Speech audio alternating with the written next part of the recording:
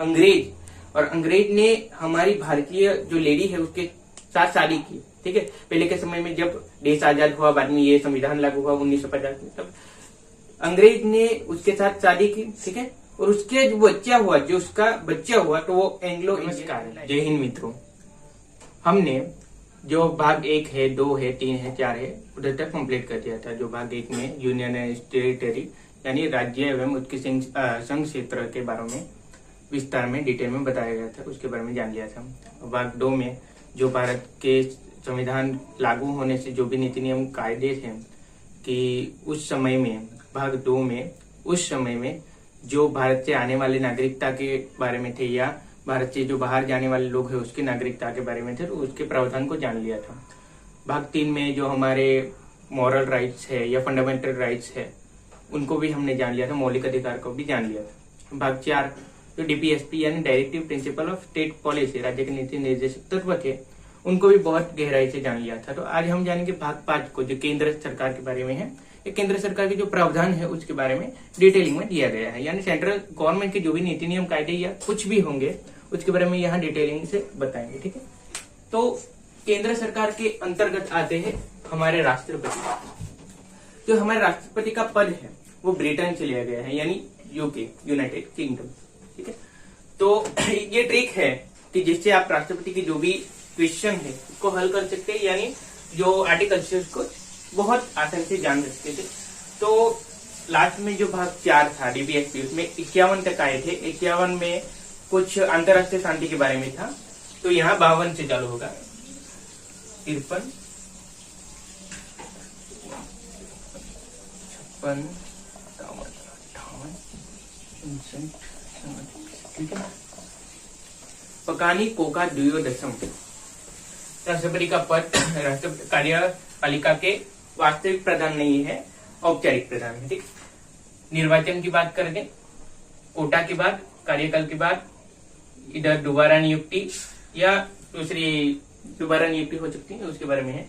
योग्यताएं है, दशाएं है, शपथ है और महाभियोग है। ठीक है, तो राष्ट्रपति के पद की जो बात है वो आर्टिकल 52 के अंदर की गई है। तो इधर नीचे ले लेते कि आर्टिकल 52, देश का एक ही राष्ट्रपति होगा, इसके बारे में यहाँ कहा गया है। जो प्रेसिडेंट है वो एक ही होगा। ठीक है, फर्स्ट प्रेसिडेंट जो डॉक्टर राजेंद्र प्रसाद थे वह थे, उसका कार्यकाल 1950 से कुछ 1962 तक का था, तो 12 साल का था। हमारे जो अभी के प्राइम मिनिस्टर, सॉरी, तो अलग बात होगी वो विषय में। तो हाँ, इनकी जो कार्यकाल की बात है वो 5 वर्ष की है, वो आगे हम देख लेंगे। ठीक है, तो इसके अंदर वही कहा गया है कि हमारे देश के एक ही राष्ट्रपति होंगे और राष्ट्रपति का जो दर्जा है वो प्रथम व्यक्ति के स्वरूप में आता है। हमारे देश का प्रथम व्यक्ति तो कौन, तो वो राष्ट्रपति है। और जो पासपोर्ट होते हैं उस पर राष्ट्रपति की सिग्नेचर की अहम भूमिका होती है, यानी राष्ट्रपति की सिग्नेचर उस पर होनी चाहिए ऐसा। और दूसरी बात कि जो प्रेसिडेंट है वो पहले व्यक्ति है तो चाहिए, और इनका इतना महत्व नहीं है किनकी तुलना में, प्रधानमंत्री की तुलना, वो आगे बताएंगे। जो कार्यवाहिका की प्रधान है, कार्यपालिका का प्रधान है, उनमें पता चल जाएगा। ठीक है, इसको हम बाद में लिख देंगे ट्रिक को।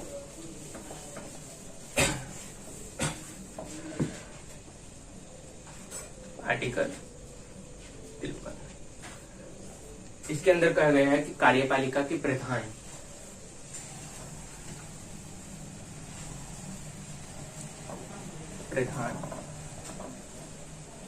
औपचारिक।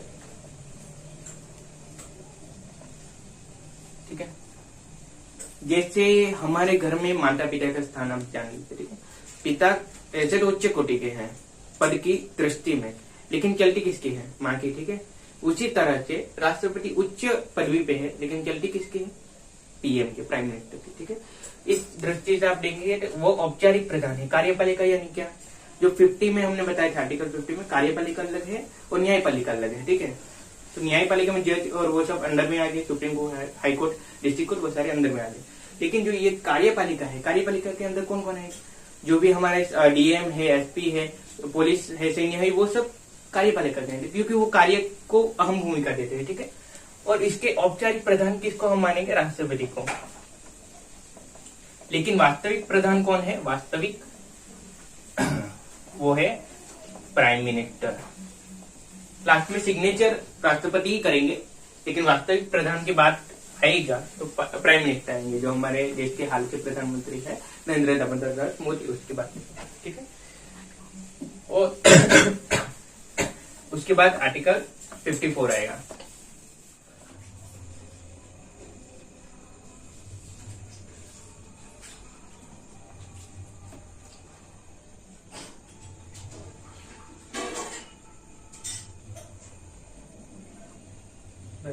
चौपन के अंदर ही है राष्ट्रपति की निर्वाचन की बात।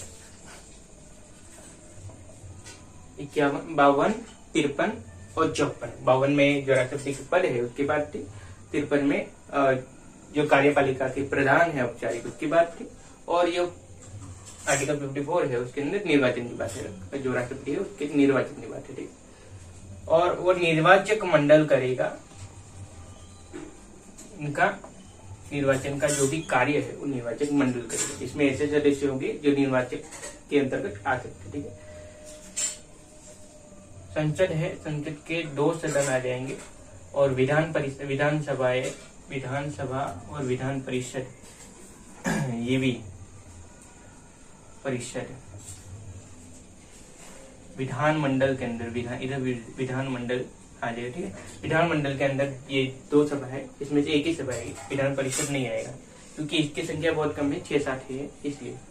और इसमें जो लोकसभा है वो आ जाएगा और राज्यसभा आ जाएगा।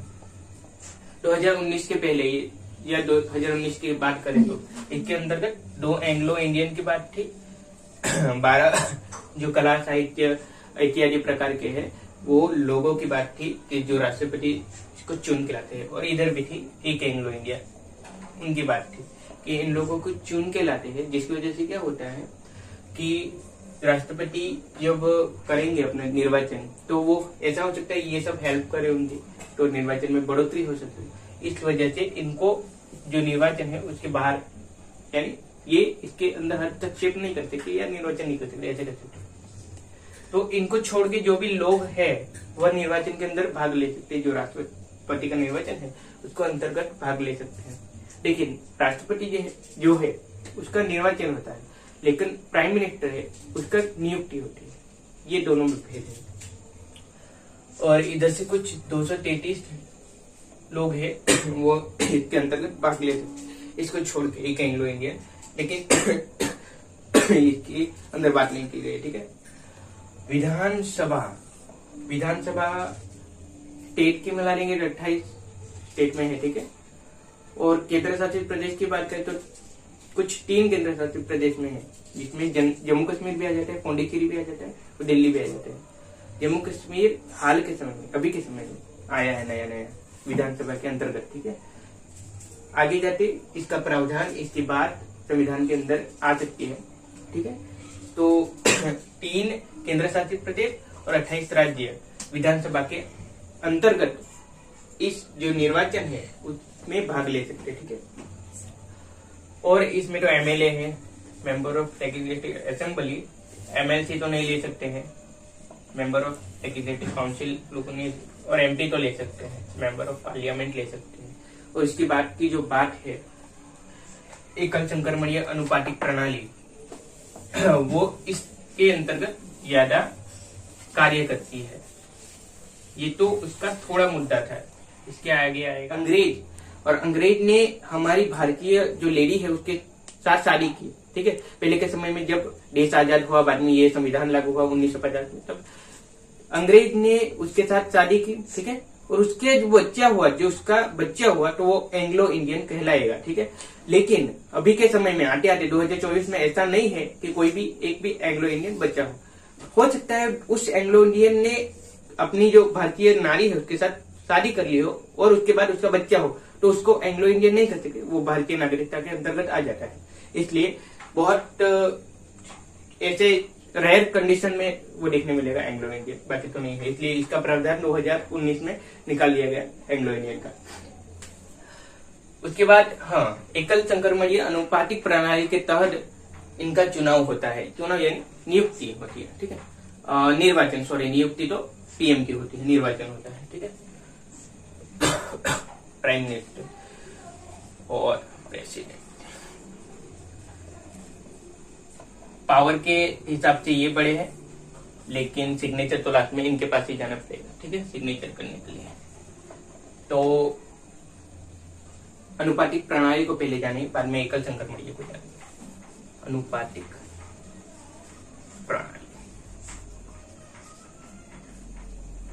अभी 3 सदस्य है जो प्रेसिडेंट है उसके लिए उम्मीदवार ठहराते हैं या उम्मीदवार के लिए आए हैं। 3 है, हम नाम नहीं लेते, ABC ये XYZ ले लेते, चलिए ना, XYZ, X कोई उम्मीदवार है, कोई Y है, कोई Z है, ठीक है। तो अनुपातिक प्रणाली के तहत क्या है, आप इसको नंबर दीजिए 1 2 3, जो सबसे श्रेष्ठ है उसको 1 दे दीजिए, जो इससे नीचे कक्षा का है इसको 2 दीजिए, 3 दीजिए, इसे अपने हिसाब से दीजिए, वो कोई फोर्स नहीं करते कि आप इसे दीजिए। तो मान लेते हैं इसको 1 लिया, इसको 2 दिया, इसको 3 लिया, इसको 1, इसको 2, इसको 3, इसको 3, इसको 1 2 1 1 3 1 2 3 नहीं आएगा, नहीं तो ऐसा, ठीक है। पहले हम इधर देख लेते हैं कि बराबर हुआ है कि नहीं। पहले इसमें 1 की संख्या देखिए, इसमें 1 है ही नहीं, 1 2 3 1 2 3 1 2 3 1 2 3, ठीक है, इसमें 1 नहीं है यानी 0। प्रथम चरण की जो मतगणना है उसके अंदर 1 को ध्यान में ले, प्रथम चरण की मतगणना में, प्रथम चरण मतगणना, ठीक है, शॉर्ट में लिख दें चले जाएगा। तो ये हाँ 3 का है, इधर लिखा हूं, जिसके अंतर्गत प्रथम चरण की मतगणना में 1 किसके पास है, 3, इसमें देखिए जेड के पास 1 नंबर नहीं है, पहले रैंक उसको नहीं है इसलिए 0। अभी इसके पास 2 1 है यानी यहाँ 2, ठीक है, क्योंकि 1 2 बार है, इधर भी 1 2 बार है, इसका मतलब फिर से वो करना पड़ेगा, द्वितीय चरण की मतगणना करनी पड़ेगी। अगर इधर ही मामला आ जाता है तो कोई बात नहीं, अच्छी बात है, लेकिन अभी ये नहीं आएगा अगली बार में, ठीक है। लेकिन क्या हुआ कि ये दोनों फंस गए इसमें, ठीक है। तो अभी इसका देख लेते हैं, इसका कितना है।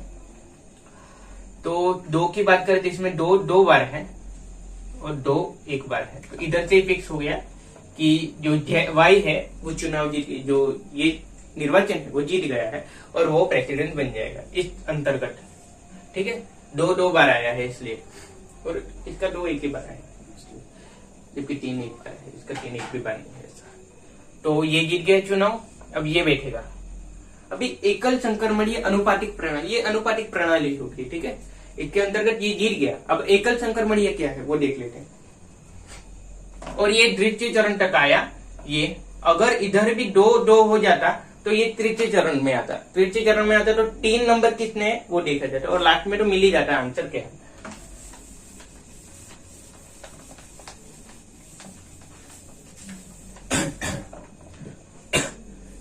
एकल संक्रमणीय अनुपात,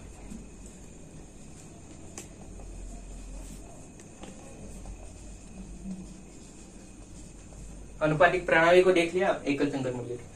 जो बाकी के थे एक्स और जेड, वाई तो जीत गया, वाई वॉन, लेकिन बाकी के जो थे एक्स और जेड, उसके बाद जो भी वोट है ना वो वोट इसको दे देंगे वाई को। वो कितने से जीता, 2 आया था 2 बार और 1 आया था 2 बार, इसलिए चल लेते कि 2 2 4 और 5 6 वोट से जीता हो। लेकिन इसको वोट को बड़ा बताना पड़ता है ना, प्रजा के सामने बोलेंगे 6 वोट तो कैसा लगेगा, अच्छा नहीं लिखे, इसलिए एकल संक्रमणीय का प्रयोग किया जाता है। जो इसके बाद है, जो एक्स के पास थे वोट और जेड के बाद, क्योंकि वो हार गए ना, इसके वोट का कोई महत्व नहीं है, तो इन दोनों के वोट को इधर डाल दिया जाता है। ये तो संख्या देखने में छोटी लग रही है, ये 2-3 जन इसमें निर्वाचन नहीं करते, बहुत सारे लोग करते हैं, इसलिए ये संख्या बढ़ सकती है। और इन दोनों के जब आ जाते हैं आंकड़े साथ में तो बन सकता है ये 2 लाख ऊपर हो। अब देखिए 2,60,000 तो 2,06,000, कितना बड़ा अंक दिख रहा है, वो इस वजह से क्योंकि एक्स के और जेड के जो वोट्स है वो इसमें आ गए। ये तो सिर्फ एग्जाम्पल के लिए मैंने छोटा अंक लिया 6, ये 6 नहीं हो सकता, ये 6,000 भी हो सकता है, और इन दोनों का मिलके इसमें डालो तो 2 लाख कुछ 6,000, कितना बड़ा आंकड़ा हो गया, ठीक है। तो इस हिसाब से इनकी श्रेष्ठता बढ़ती है उस अंतर्गत, उस दृष्टि से कि ये ज्यादा वोट से जीते हैं, जो हमारे प्रेसिडेंट है वो, यही दिखाने के लिए एकल संक्रमणीय अनुपातिक प्रणाली का प्रयोग किया जाता है। जो अनुपातिक प्रणाली थी XYZ और ये एकल संक्रमणीय है जो दोनों को डाल दिया है, ठीक है। और आगे देख लेते हैं कितनी बात है जो आर्टिकल 54 में की गई है। 55 देख लेते हैं। पहले अभी इधर लिखे देते हैं जो हमारा ट्रिक था।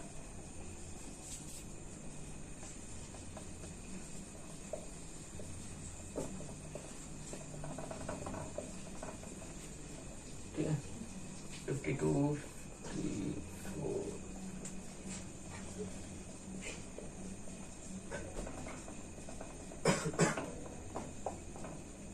4 को से कोटा हो गया। टोटल वोट जो भी होंगे उसके नीचे उम्मीदवार की संख्या आएगी, प्लस इधर 1 होगा और प्लस इधर 1, इधर टोटल वोट 6 लाख कुछ हो, ठीक है। और इधर 2 + 1 कर दीजिए, 3 कुछ हो, और प्लस अभी काटिए इधर से 3 हो गया ना, 2 लाख और प्लस 2 लाख कुछ एक आया, वो कोटा हो गया, ठीक है। वो सिर्फ एग्जाम्पल के लिए, ये उसका मैथमेटिकली सूत्र है, ऐसे कर सकते हैं कोटा निकालने का कि टोटल वोट नीचे उम्मीदवार +1 और इधर +1।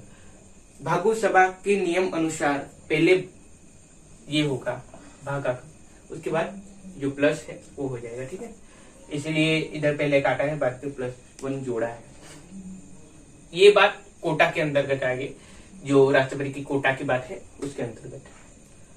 और कार्यकाल की बात करें तो राष्ट्रपति का कार्यकाल 5 साल का होता है। कार्यकाल राष्ट्रपति का 5 साल पाइएगा।